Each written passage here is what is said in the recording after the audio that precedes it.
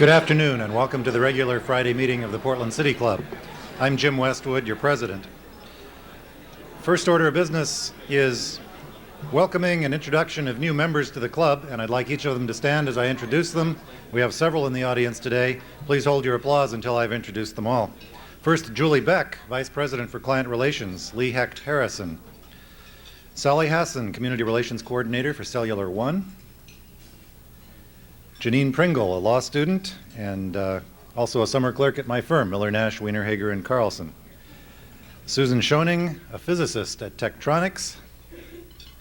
And Tara Weffers, President, Group 3 Consultants. Welcome all of you to City Club.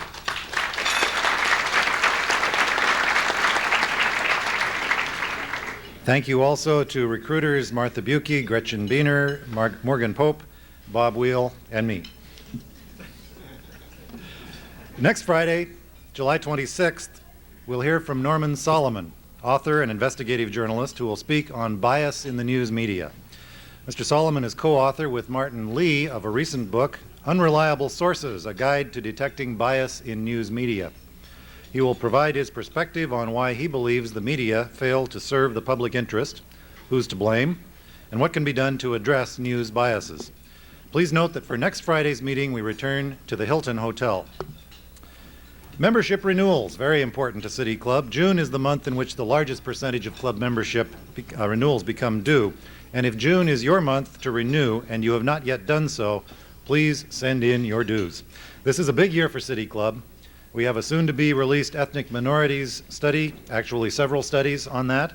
And of course in October, the club's 4-week 75th anniversary celebration, actually beginning late in September. So if you haven't renewed your membership, stay involved. Need I say, the club needs you. Please note that in this week's bulletin there is a request for research volunteers for a study of for a study of downtown parking. If you're interested in participating in this very important study, which is sure to make a few waves, please complete the form in your bulletin and send it into the club office. That's going to be a barn burner of a study. If you're on that study group, you'll probably have an interesting time.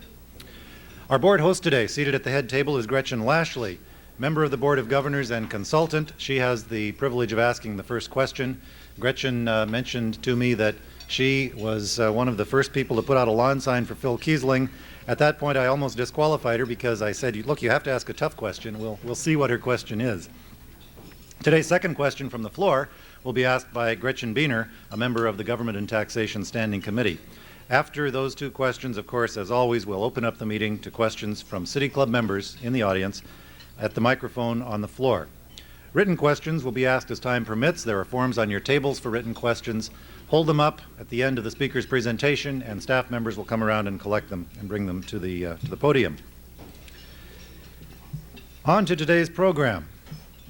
Have politics really gone awry? Well, the United States Senate has given us 2 profiles in courage in just the last 2 days. First, the senators waited until after the TV evening news and morning paper deadlines Wednesday night to vote themselves a pay raise. And out of 34 senators who are up for re-election in 1992, 26 of them boldly voted no. Cynics might say, and perhaps with some truth, that the naysayers did so with knowledge that they'd get the raise anyway, having counted the votes of their colleagues who were a bit further from facing the electorate in pre-election campaigns. Second case in point just yesterday, in an amendment sponsored by Senator Jesse Helms to mandate prison terms for health workers with AIDS who failed to inform their patients on whom they performed invasive procedures. That amendment passed 81-18. But many senators held back, ready to vote no if the amendment looked like it might fail, but then jumping on the yes vote bandwagon when passage appeared inevitable. Many senators changed their votes during the voting. We are told, in fact, that Senator Bill Bradley, of all people, a bright spot in the Senate to many voters, switched his vote 3 times. To many Americans, such antics in politics, from the national to the local level, breed distrust of government and an increasing disengagement from it. Of course, that threatens the very basis of democratic institutions. Phil Keisling, Oregon's Secretary of State, appears today at City Club to discuss how to make the political process more accessible and, I think, significantly also more accountable. How can we change the way Oregonians are involved in debating our future? And how do we shore up the eroding sense of community that used to glue Oregon society together? Mr. Keisling's credentials, I have to say, make him instantly suspect, actually. His entire working career has been either as a journalist or in politics. He's written speeches for Governor Tom McCall. He has reported for Willamette Week, been an editor of Washington Monthly, been an assistant to House Speaker Vera Katz, and prior to his appointment last January as Secretary of State, he was a state representative. Well, is it because of that background, or despite it, that Phil Keisling has a reputation for integrity, intellect, and candor that make him a very credible person to address us today on the challenge of re-engagement in a political system gone awry? Here is Oregon Secretary of State Phil Keisling.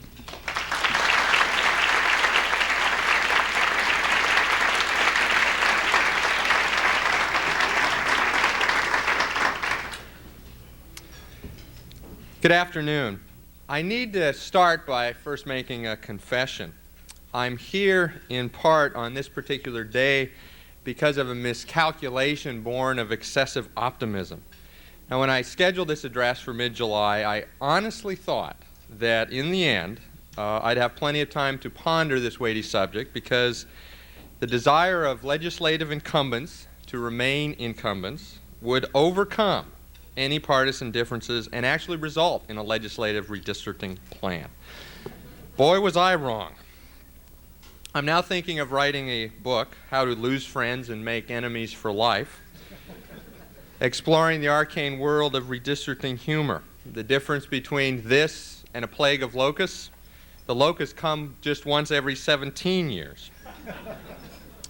And I'm learning legislators can say the darndest things. I asked one recently in a hearing to explain why a particularly logical option had been ignored, with the result that a district started in Bend, went south to Klamath County and the California border, and then took in part of the city of Ashland. He paused, finally said, "If I gave you a logical answer for that, I'd be making it up." I'd like to make a few observations about my chosen profession. Politician, an eel in the mud, who, when he wriggles, mistakes the agitation of his tail for the trembling of the edifice. As compared to the statesman, he suffers the disadvantage of being alive. Ambrose Bierce, The Devil's Dictionary, 1906. The whole aim of politics is to keep the populace alarmed, and hence clamorous to be led to safety, by menacing it with an endless series of hobgoblins, all of them imaginary. H.L. Mencken. And one of my favorites, politicians are the same all over. They promise to build a bridge, even where there is no river. Nikita Khrushchev. No, there has never been a golden age when politics came even close to being universally admired. And as Americans, we consider it part of our political birthright, if not one of our national sports, to disparage those who would presume to help run our affairs. And yet something lately does seem different. The humor a little blacker, the jokes cut closer and closer to the bone, and not just skepticism and cynicism, but in many quarters, downright hostility. Such is a major conclusion of a recent report by the Kettering Foundation entitled Citizens in Politics. Based on extensive interviews and focus groups in 10 communities, the report did not conclude that Americans are apathetic, instead that they feel disengaged and angry about it. They found that Americans by the millions are actively involved at the community level in politics where they feel they can make a difference, whether it's lobbying for a traffic light or working on educational curricula. But as for politics on a larger scale, they feel there has been a hostile takeover by special interests, media, lobbyists, and negative campaigning.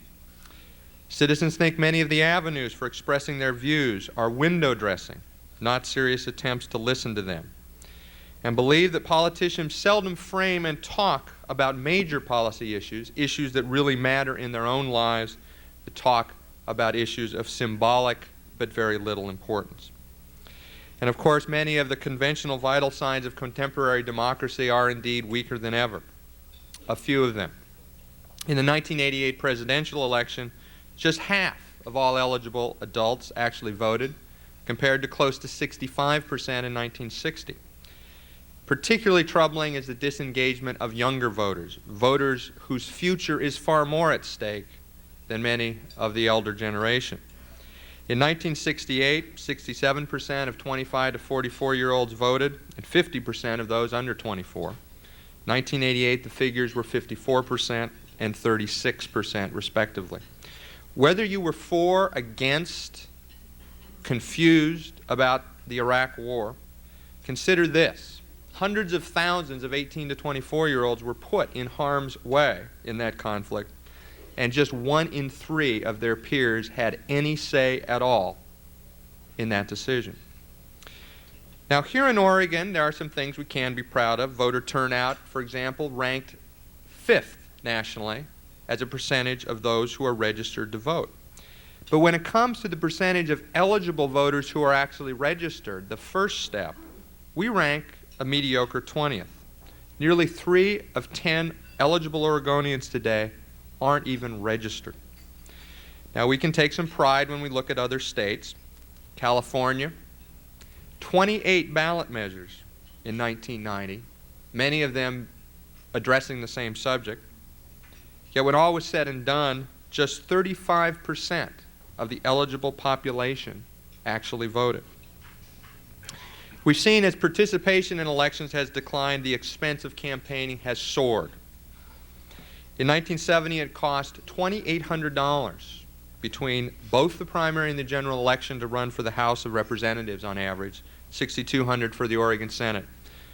In 1990, figures were $44,000 and $70,000, a 10 to 15-fold increase. And now House candidates who spend $125,000, $12 to $15 per eligible voter when the two are added together, are not uncommon. Well, at least this isn't as bad as California, right? Where legislative assembly races sometimes top $1 million. Want to bet? In California, where the legislature is full-time, the average assembly district has 8 times as many people. On a per-voter basis, we have already arrived. Now, this is why the inability of the 1991 legislature to enact any meaningful campaign reform was, I think, one of its biggest failures. As Secretary of State, I pushed and will continue to push a comprehensive reform package to reduce the ability of money to overwhelm the message. It includes more and better disclosure, prohibition of certain practices such as pass-through contributions, enacting reasonable limits on contributions, which Oregon used to have, voluntary spending limits, with the voters' pamphlet noting who does and who does not comply with them, and finally restricting the political tax credit to only those contributions to candidates and PACs who have agreed to spending limits. Now, these reforms are important, but I do agree with the Kettering report that such initiatives address a symptom and really not the underlying cause. Having candidates spend less in no way guarantees that they actually say anything. And what are they saying? Does anyone here remember anything exceptional or provocative that a serious candidate for office said in the 1990 Oregon voters pamphlet? Don't misunderstand me. The voters pamphlet is an extremely valuable tool, and I'm proud to be distributing it. But it doesn't require candidates to step out on a limb, and few do. Listing of credentials followed by expressions of support for lower property taxes, better schools, more efficient use of tax dollars. Oh yes, and support for the economy and a healthy environment. Those of you against these things, please raise your hands. As with the constant barrage of direct mail literature, such as the political equivalent of Hostess Twinkies, empty calories, gooey in the center. But it's not just the bland that we should worry about. In a book entitled Why Americans Hate Politics, Washington Post reporter E.J. Dionne describes an increasing trend towards a politics dominated by single issues and false choices, and debates not over problem solving, but over which sets of sins government should be preoccupied with. Are you pro-choice or anti-choice? Pro-abortion or pro-life? A supporter of family values, of quotas, tough on crime, soft on crime, for patriotism or against a flag-burning amendment. Dion observes, Americans understand instinctively that politics these days is not about finding solutions, but about discovering postures that offer short-term political benefits. We give the game away when we talk issues, not problems. Problems are solved, issues merely what politicians use to divide the citizenry. Now, while there's much insightful about Dion, I do think that he does paint an overly bleak picture, somehow implying, first of all, that this disengagement is a new phenomenon, like an exotic disease that has suddenly infected the body politic. Recently read through Senator Dick Neuberger's, the late senator's book, Adventure in Politics, to describe his service in the 1940s and 1950s. One incident in particular struck me about agonizing over the hot-button issue of his day, mandatory loyalty oaths for teachers. Perhaps some of you recall. He was threatened with political oblivion for voting no, which he did. And he tells the story of a fellow lawmaker, a Republican, who declined to run for re-election after just one very successful term. He owned a haberdashery in a prosperous farm community and explained to Neuberger that every time he voted on a controversial issue, a new group of citizens would boycott his store. Single-issue politics were literally driving him out of business. It is also true that politicians do make efforts to engage the citizenry, but sometimes with mixed success. A story that some of you may be familiar with from my own campaign is what my campaign staff refers to as the coffee from hell. We had sent out 3,000 invitations. My overeager host had scheduled this for a church and had set up 200 chairs when I arrived, 10 minutes beforehand. I said, this will not do, 20 will be lucky. In the end, we've got the wife of the host had to leave, 2 children who spent the time throwing plastic fruit at each other in the back of the church, the janitor who couldn't even vote. And about 30 minutes into this, as I was truly despairing, a tall, rangy gentleman walked in, quietly sat down, and I said, aha, a live one. And did everything I could to bring him into the conversation, and it worked for about 15 minutes. But he then raised his hand. Excuse me, Mr. Keisling, he said, this really isn't the Alcoholics Anonymous meeting, is it?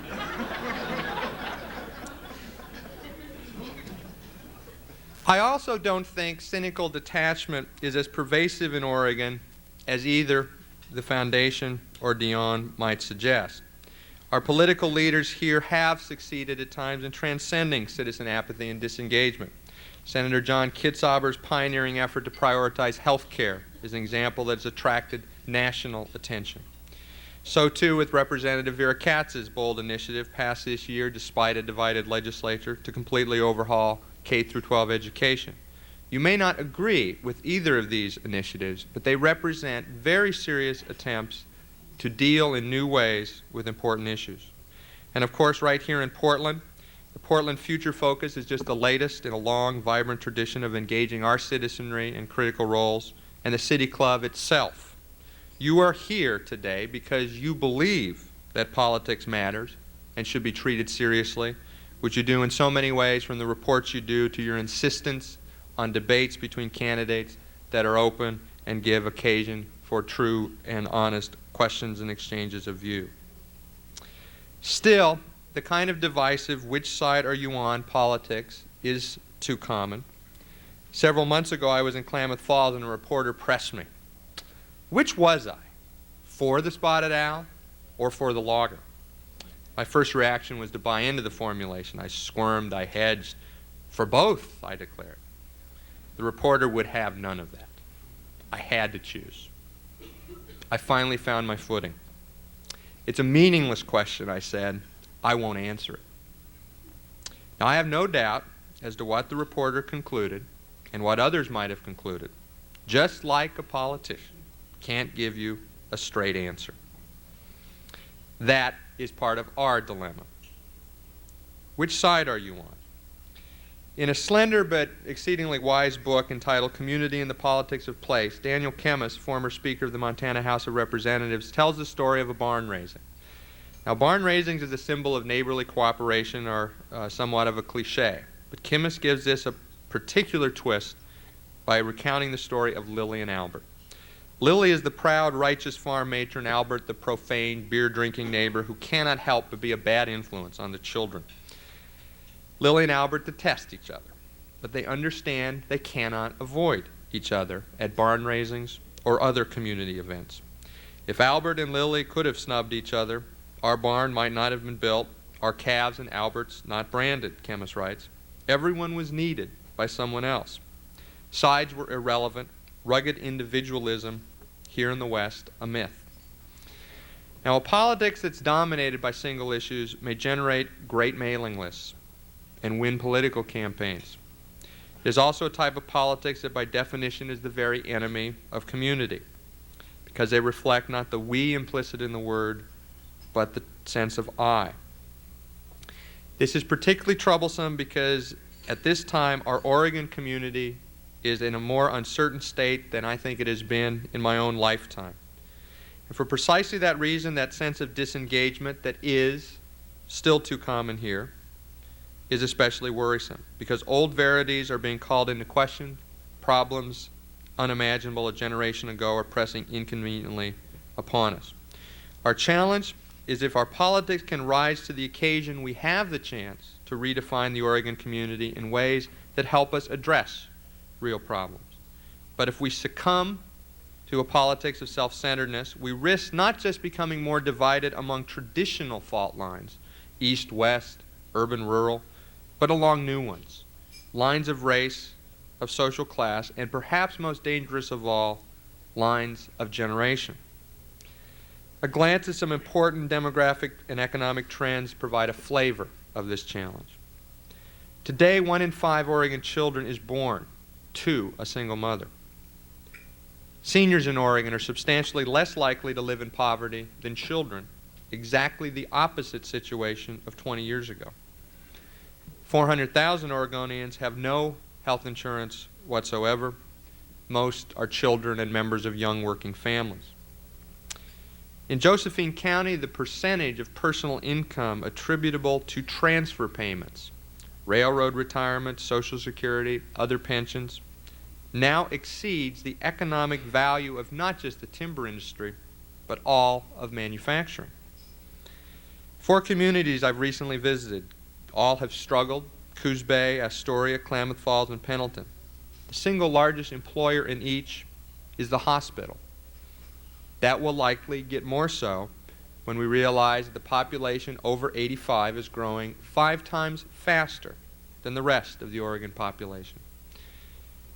Meanwhile, as we struggle with providing long-term care for seniors, which is not provided for, and many lose what they earn over their lifetimes to pay for it, the ability of young families to afford their own home has dropped substantially in Oregon. One indicator, just 10 years ago, 48% of Oregonians 25 to 34 were renters. Today, that's climbed to 60%. These issues all bear on what might be the single most important purpose of politics. Whether one is a Democrat or Republican, a resident of Eastern or Western Oregon, young or old, I think that there would be a general agreement that politics, when it works as it should, is a vital ingredient in our efforts to ensure that the next generation has equal, if not better, opportunities for prosperity than what we enjoyed. But as these changes suggest, notwithstanding even the challenge of ballot measure 5, this bedrock promise of politics is more in danger today than at any time in our state's history. How then do we go about, as the Kettering report suggests, revitalizing our politics, finding new ways to engage people, to tap into that tremendous energy and hope that is there among our populace? Or, to paraphrase a question that Chemist poses in his book, how do we make caring about Oregon more important than winning? I'd propose 3 general strategies that all of us citizens and political leaders need to pursue. First, we do need to create new forums and means to re-engage Oregonians in a meaningful political discussion, and I'd like to suggest several, particularly in the area of voter participation. First of all, the creation of an electronic voters pamphlet, an idea that's hardly mine. Former Justice Hans Lindy discussed it with you a year ago. Giving candidates access to free airtime to air their views, though under certain conditions. We will ask questions. We will expect good answers, questions that deal with problems. There will be a common format. If you don't want to answer the question, you can decline, but your opponent may take advantage of it. As Secretary of State, I've already received favorable reaction from Oregon Public Broadcasting and several commercial TV stations on this idea. I'm hopeful we can provide this as an addition to the information you get for the 1992 general election. It's also time to create an Oregon Voter Outreach and Education Foundation. Plan to do so in an effort to bring together, probably under a nonprofit umbrella, business community, labor, the educational community, on a broad-based campaign to aggressively encourage people to get involved in voting and the government process. There are models all over the country. A particularly interesting one is in Arizona, where 15 to 18-year-old students now vote on the same day that their parents do, and lo and behold, the involvement of our young people has had dramatic improvements in the involvement of their parents. Being 20th in voter registration is simply unacceptable. We should be first. And I also would like to give my endorsement and my full cooperation to Governor Roberts' unprecedented effort to engage Oregonians in discussions and deliberations, not just about school finance, but about Oregon's future. She's talked a little bit about the outlines to involve tens, if not hundreds of thousands of Oregonians with techniques that range from face-to-face interviews to randomly selecting people from voter registration rolls. Now, this will strike some as overreaching, perhaps an avoidance, even corny, or all three. Yet, I would urge you very strongly to give it a chance to work. Nothing else really has, or even come close, because we have found it much easier to get to no than get to yes. Oregonians, if anything today, are even more skeptical about the information they get, and maybe 20, perhaps 30% today is not even sure that we need to do anything over the next 5 years. Secondly, we need to try to ask different kinds of questions, both from the media standpoint and from the government. Oregon's Secretary of State is the only Secretary of State in the country who is constitutionally charged with the responsibility for auditing state accounts. $18 billion a biennium flows through our coffers. We are charged with doing financial audit work to make sure the money is spent according to law and is spent and that the accounts reconcile and balance. This is very important work. But less than 10% of what we do is performance auditing, auditing that asks a different set of questions. Is this program meeting its goals? Can it be run more efficiently? Is the program even necessary?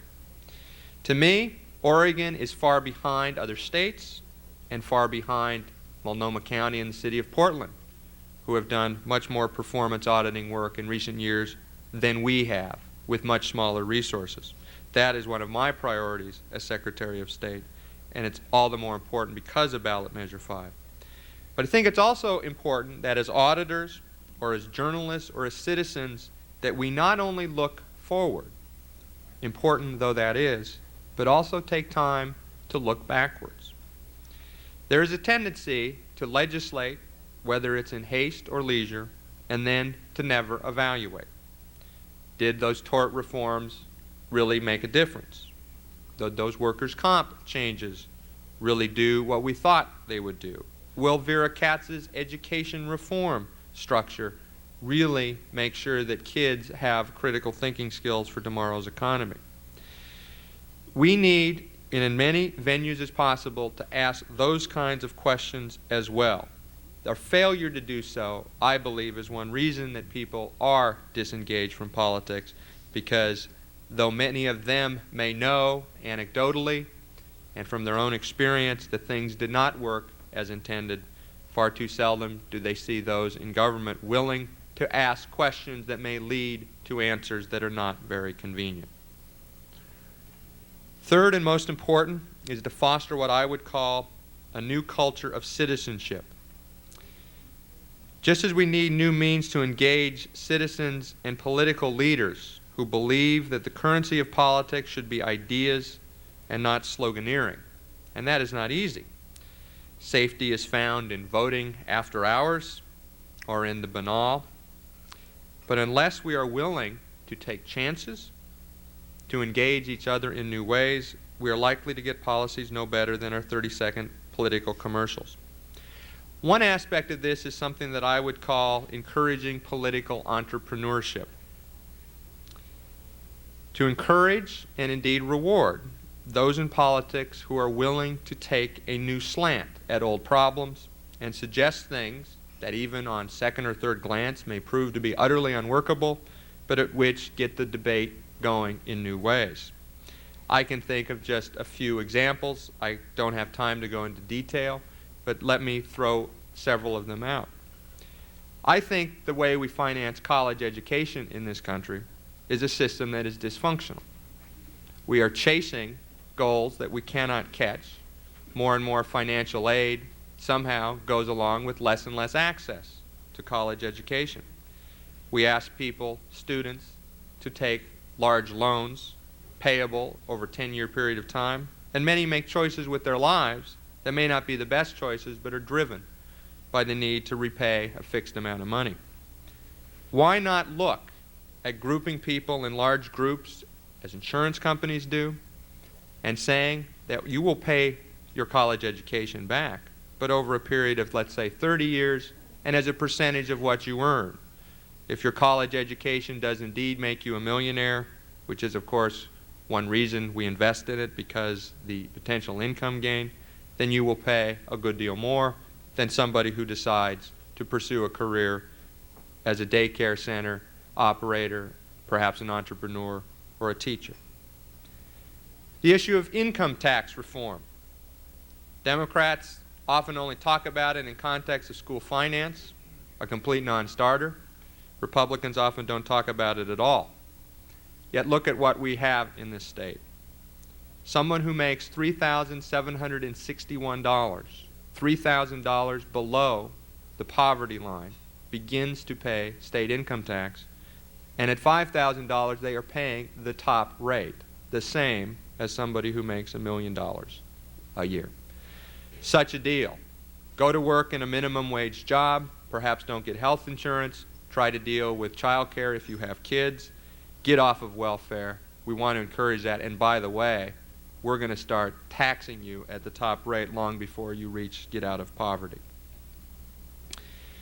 Investing in the next generation is also something we have failed to do. We have fierce debates in this state that divide us as nothing has in my memory. Are you for the logger or for the owl? And yet, at the same time, we have 1.2 million acres of land, some of it the best land in the world for growing trees, that is poorly or not forested at all. Much of it has been logged, but we failed to reforest it.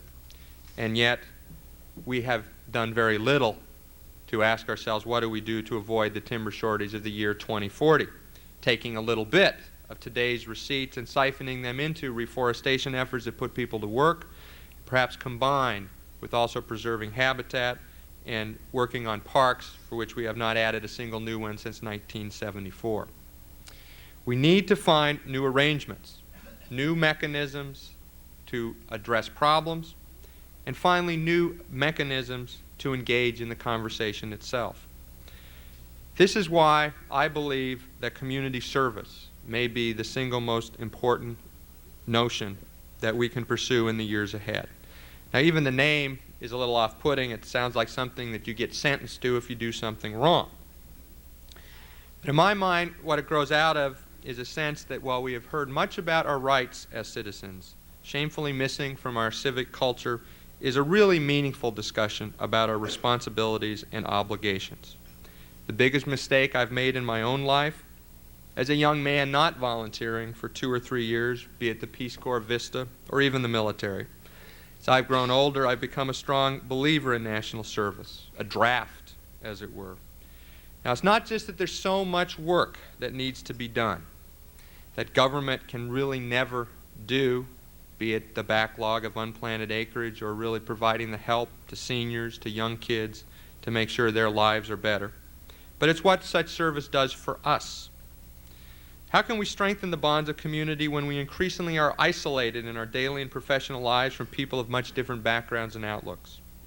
Lily and Albert couldn't avoid each other, but so many of us can. In the absence of direct knowledge, stereotypes begin to poison the well. Now relax, I'm not urging Oregon to institute a draft. But I think we'd be a much stronger state if we set as a benchmark for ourselves that by the year 2000 we became the national leader in citizenship. Make the word mean something. It's reflected in the number of Oregonians helping tutor students with reading problems, helping the growing number of old people remain in their homes, helping restore critical habitat for us and our environment. I'd like to see by the year 2000 every high school graduate perform some community service integrated into the curriculum, and our higher education institutions, public and private, provide tuition reimbursement and forgiveness for students who fulfill a substantial community service obligation. And that can start today. And this is especially important to reach across the generational divide that I alluded to earlier, one that threatens to grow bigger. On the one hand, we can ignore it and pretend that it is business as usual and that we will simply overcome it. I don't think that's the case. We can go the other extreme.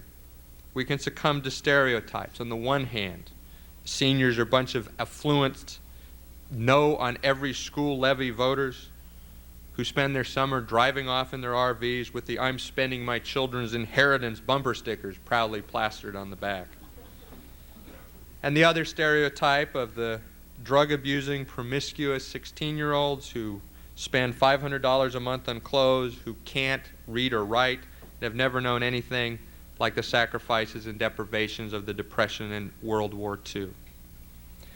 Finding the third way requires a special effort to engage our youngest and our oldest and the rest of us in new versions of community. Yet few opportunities now exist. As I travel the state and I ask people on school boards, yes, you have a problem with seniors who vote no.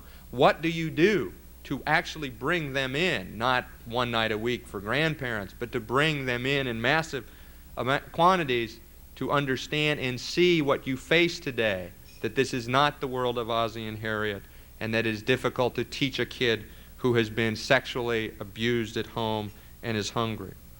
I have yet to get a good answer. We should look at programs like Florida has tried, where seniors earn volunteer chits for service work that they do. This is a new form of currency, reimbursable for somebody else's time if they need assistance. And the beauty of the program, not surprisingly, is that very few of the chits ever get redeemed because people discover that helping others is its own reward. Citizenship is how we build community, and building community is the key to a politics of engagement and of hope. It is the link between the public and private sectors, urban and rural, between recent and longtime residents, between generations. It is the way we are able not to guarantee we get what we want, but to will a world in which what we want is indeed possible. It is to find new ways for, in a sense, government not to think that it will save families, but to recognize that families and what is best in them can save government. Because indeed, in our own households, we often have to deal with people we don't agree with, whose values we often don't share, but we have to work together and often amaze ourselves at how we can. As Chemist notes of Montana, I believe it equally true of Oregon, the only kind of politics that can work is a politics of engagement, and it will be in our families, above all, that we learn these basic skills. I remember the other night I became discouraged at a conversation I had with a friend about politics and the conversation that we're going to have over the next 18 months about the future of Oregon, one in which there are great stakes are involved. It was a little depressing as I got in the car to go home. And I got in the car there on the mantle were the baby socks of my 4-year-old son, Benjamin.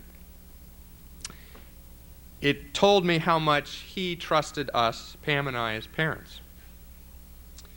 But how much our young people trust us, all of us here, to live up to the promise of politics I think most of us would subscribe to. That is the lodestar to which our politics must steer. And since there is truly nothing new about any of this, nothing new under the sun, it's perhaps apt to close with an observation that was made by Plutarch, a great historian. They are wrong who think that politics is like an ocean voyage or a military campaign, something to be done with some particular end in view, something which leaves off as soon as that end is reached. It is not a public chore to be got over with. It is a way of life. It is the life of a domesticated, political, and social creature who is born with a love for public life, with a desire for honor, with a feeling for his or her fellows, and it lasts as long as it need be. Thank you very much.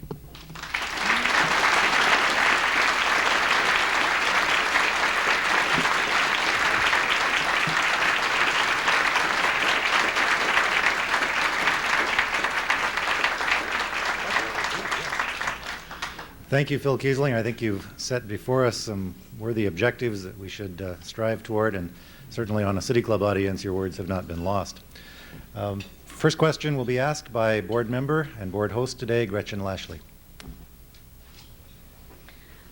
My thanks to Mr. Secretary. You talked a lot about the troubling state of single-issue politics in Oregon and the United States. I'd like to direct my question to one of your first definitions, which was included a definition of statesmanship. And wonder, some of us need something to be proud of, I think, in this troubling age. And I wonder if you could point to something in Oregon the past 5 years that you would consider a great example of statesmanship and why you think so. And if you can't think of one in Oregon, maybe in the United States? And probably the single biggest example of political courage that I've witnessed. Well, let me actually give two examples. One was on a broad policy issue, the stand that Senate President John Kitzhaber took about the issue of organ transplants. I think we all know the incredible pain and tragedy of a young life put in jeopardy and needing a very expensive medical treatment. But the question that he raised, which is, yes, but how many nameless people will die because we do not put resources into such things as prenatal care, was, in my mind, exactly the right question and a brave thing to do, particularly for a physician. Another very specific example I saw is Nancy Peterson, who's no longer in the legislature, who decided after a long night of agonizing that she would vote for mandatory inspection and maintenance air quality program in Southern Oregon and Medford.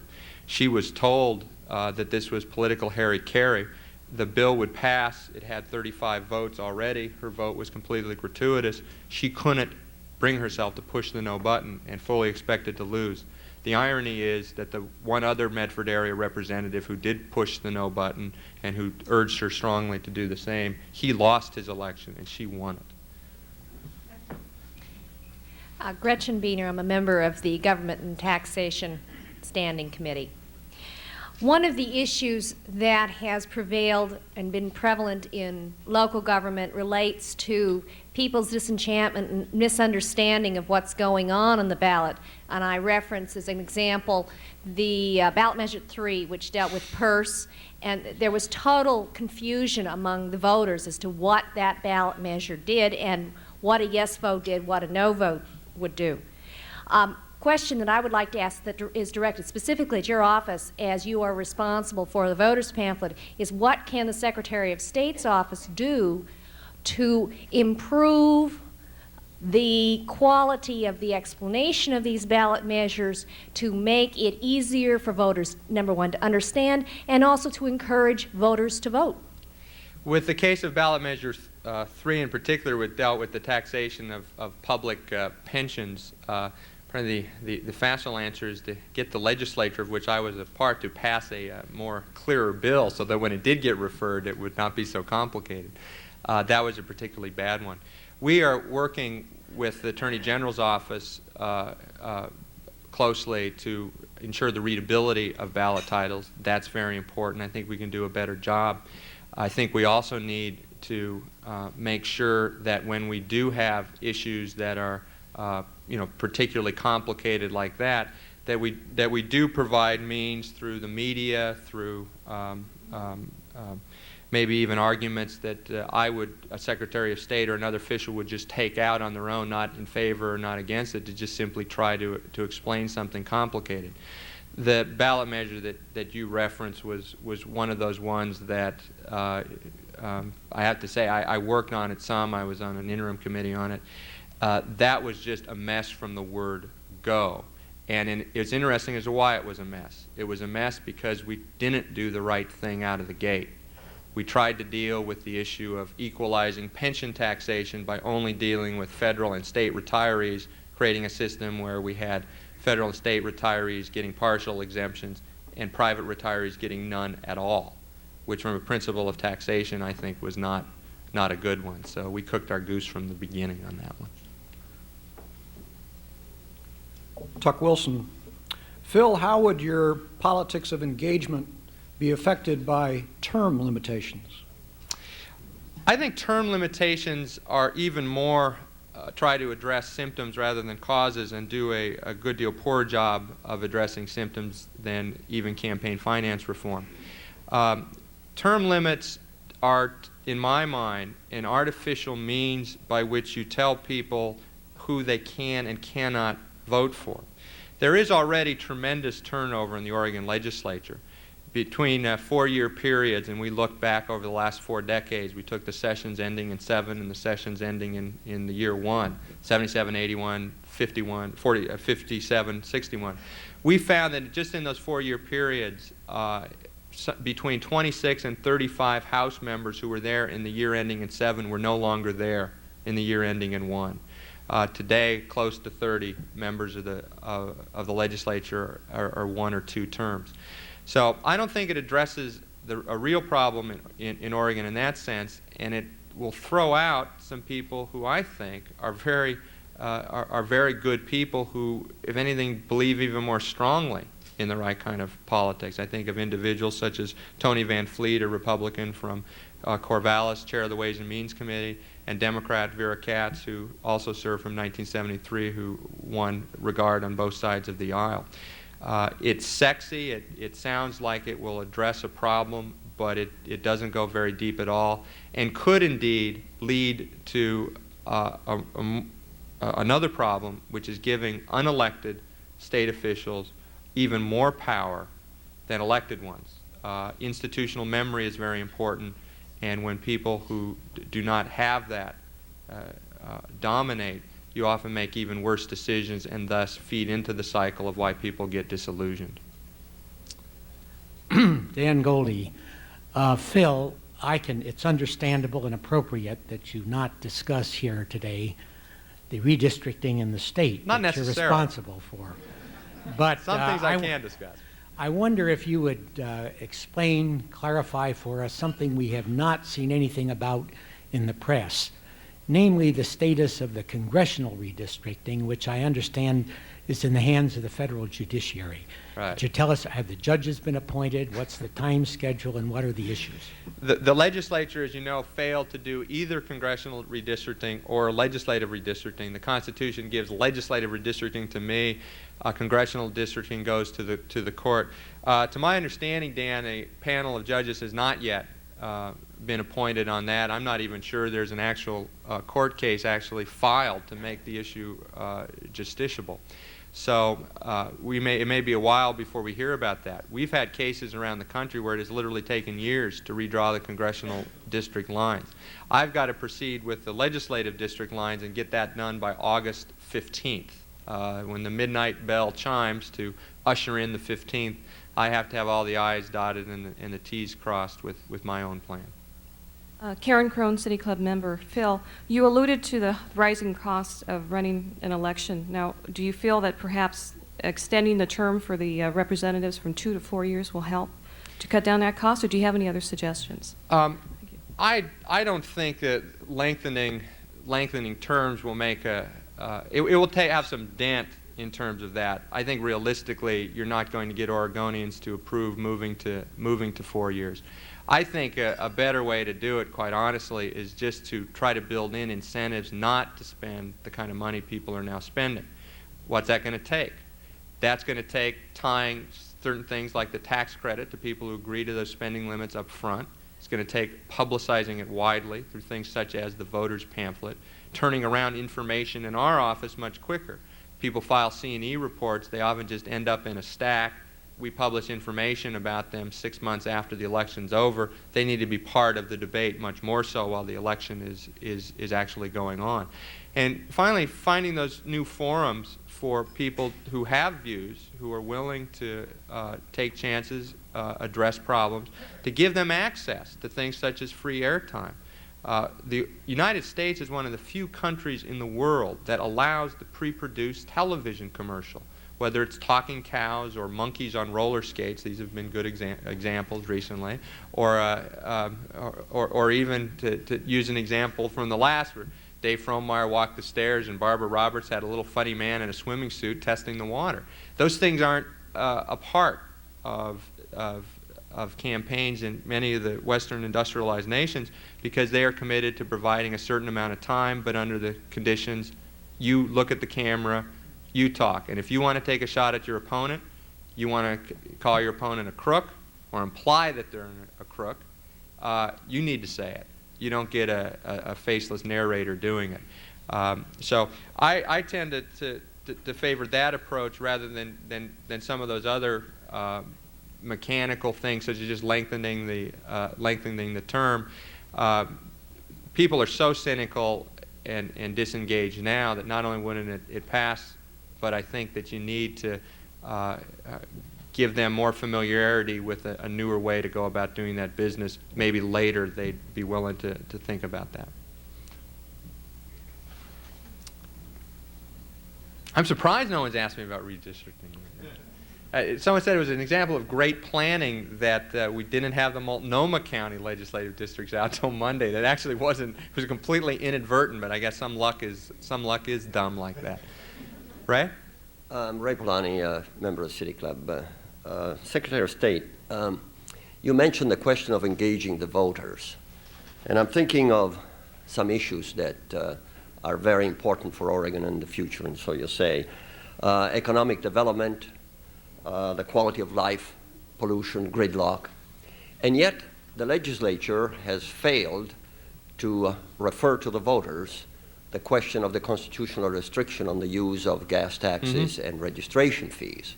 For mass transit. Now, that is an issue that the voters should be able to revisit after all these years. Why not? Why has the legislature failed? I fully agree with you, Ray. It's I think it was one of the most unfortunate things that we have done in the last 12 years vis-a-vis how we go about investing in our future. Point out that Oregon and the United States now is at an all-time low in all government investment in infrastructure. We have committed $300 billion a year in deficit spending, and yet I think the saddest thing of all is of how little we will have to show for it 10, 20, 30 years down the line, unlike the Depression, when we were left with a legacy of bridges, roads, and public institutions and buildings that we continue to rely on. Why the legislature has failed to even put the issue before voters, it's a good question. I sponsored a bill the one term I was there. I felt that I think it was probably out of fear. There are certain lobbies that don't like that idea, and they opposed it and never even got a chance to vote on. And it was real regrettable. I think we're going to have to do it. I don't see any other way that we as a state can proceed with this. And I think actually that the politicians are behind the voters in their understanding of this. I think it would widely pass. look at the overwhelming vote we got for the light rail funding. Here, Tri-County voters approved Measure 5, but then voted an increase in their property taxes for something they could see, it was tangible, they knew it really would make a difference in their economic life, and they voted for it. So I think it would pass, and I'll do what I can to work to get it there. Greg. Greg Kafoury, you've spoken about the cynicism in the body politic and about the need for responsibility. Can you imagine anything more cynical and irresponsible than having a state increasingly rely upon the creation of human weakness and the preying upon human weakness, which we see in video poker and the lottery, and our increasing reliance on the use of legalized gambling for state resources? I think we have gone too far down that path, and it's not just video poker that I don't like, but a number of other things. And while people will always gamble, and there is that issue of how you try to best control that particular urge, I think that it has a debilitating effect on us. And part of it is the fact that it leads people to think there are false hopes as to how we deal with problems. How many people, for example, think that you can solve the school finance problem by rechanneling lottery money into education? That may be a very good idea to do. I think there's merit in it, but it certainly gets at about 3 to 4% of the problem. So it leads us, in a sense, to be less inclined to step up to the plate on what is truly needed to deal with the problems that face us.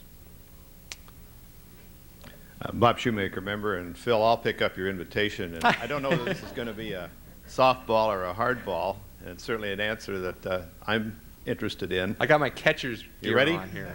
And that is the philosophy that you are bringing to the task of redistricting. What is it that you're thinking about as you are drawing those lines, which, as we're seeing, are different from the lines drawn by any of the legislative committees that took a stab at it during the session? That's true. Redistricting is the process a bit like moving a pig through a python. Anytime you make a change in one part of the state, it eventually ripples through to everywhere else, because every individual has to be represented by somebody. I started from some different assumptions. One of the biggest was that if you do have to cross the Cascade Mountains to try to conform to the one person, one vote rule, do you draw a district that stretches from, includes half of Bend and goes across the mountains into northeast Jackson County and as far as Ashland? Someone said that the term gerrymander was coined because a district looked like a salamander back in the 1830s, and Governor Gerry of Massachusetts. That particular district on a map which was proposed looks more like a tapeworm. It just kind of oozes and stretches and then kind of goes over, and the question of community of interest between rural Klamath counties, rural Jackson counties, Ashland and Bend was one that I just didn't think was logical. So we made a choice of crossing the Cascade Range on the north side in the Sandy area, Clackamas County area, which we also felt it was important to reunite some communities that have been divided. City of Bend has 21,000 people. You could fit that and take 26,000 more people and put it into a single house district. Not only in 2 separate house districts now, split down the middle, but then the Senate districts, of which Bend is a part, go in opposite directions as well. Bend is further divided on the Senate. We looked at trying to reunite wherever possible cities. Medford and Bend were 2 of those. This then has we also looked at the North Coast. There is a district that the district that includes Clatsop County now wiggles into Washington County within 6 miles of where I grew up in Cedar Hills in Beaverton. A district that's very difficult to cover and arguably has some real differences in it. We were able to put together a coastal configuration that has 4 districts very neatly wholly contained within the coastal counties. It does not reach into those stretches of Polk, Yamhill, Benton, and Washington counties. That then has implications as you move towards the Portland area about how you actually draw the district lines. The plan that we have does provide obviously more representation for Washington and Clackamas County. A district is split between Washington and Clackamas County. We will also have one House district if this draft plan holds up, and it may not. We may be persuaded that better ways to go. But also then have a Washington Multnomah and a Multnomah Clackamas. So you have three where representatives have to bridge the gap substantially. And we are looking at what the implications would be of doing some Senate pairings that might also cross county lines. So we're working through what is best. This is a balancing test. There's no precise answer for what is the best redistricting plan. I have to proceed on having as open a process as I can, and then meeting the criteria in a way that is best enables us to withstand a court challenge and as well as serve the people of Oregon. Sorry, but that expires our time. Phil Keisling, we're very grateful to you for coming today and giving us your very refreshing view on the political process.